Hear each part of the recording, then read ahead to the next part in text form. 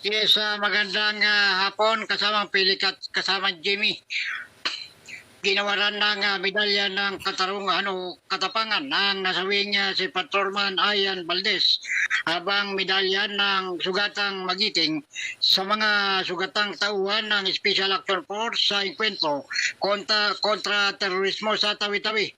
Ito'y matapos ang personal na pagbisita ni na DLG Secretary Bino Rabalot Jr.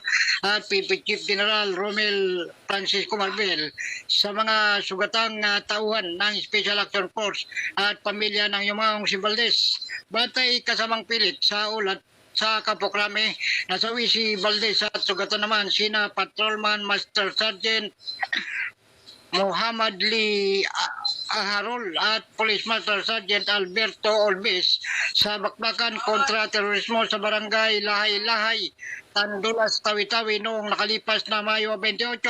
Bukod sa mga medalya, nagpapabot din ng suportang pinansyal sina Secretary Abalos Jr. at PNP Chief General Marbel sa pagbisita ng mga ito sa Ciudad Medical de Zamboanga Hospital sa pamilya ng mga sugatan.